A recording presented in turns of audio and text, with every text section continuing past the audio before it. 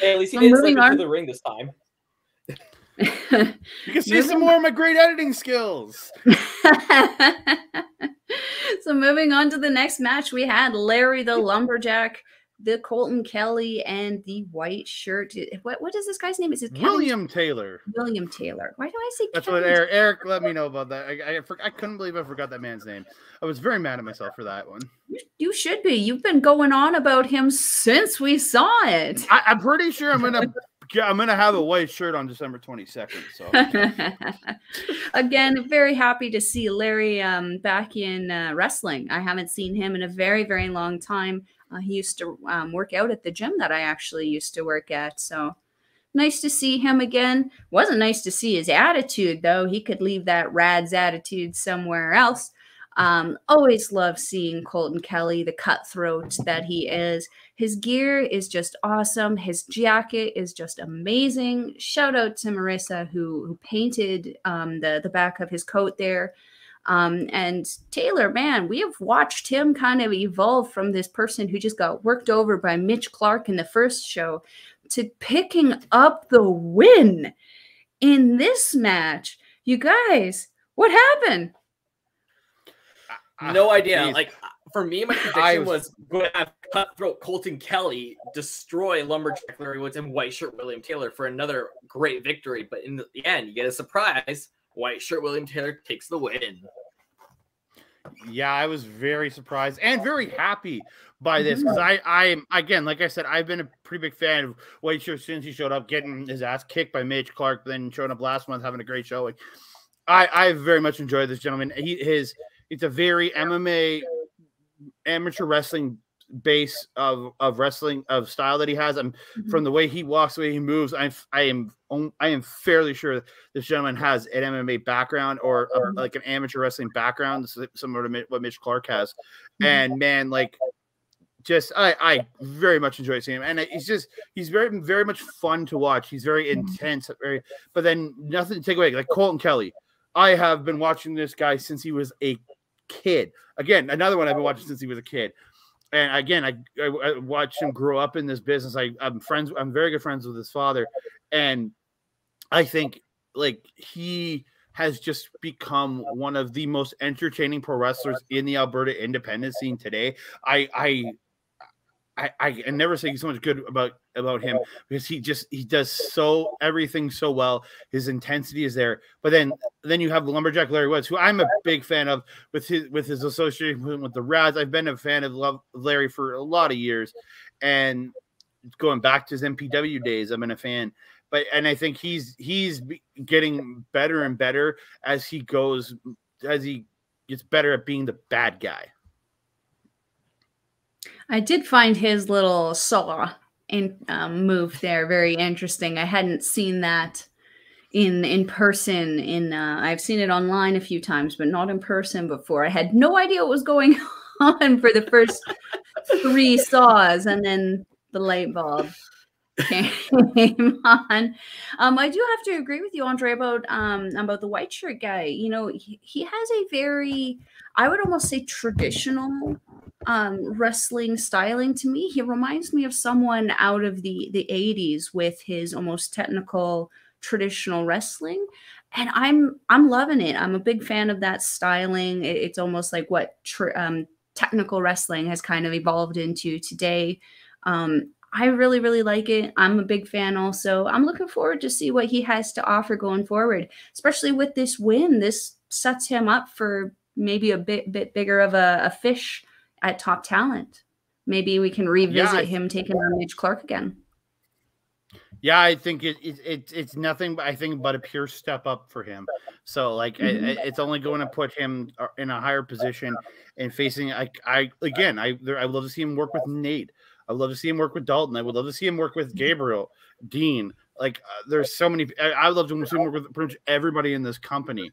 So just please, him versus Ava, I think would be a phenomenal match. So like more white shirt. More white shirt, and I promise, William, I will be wearing a white shirt on December 22nd for your match.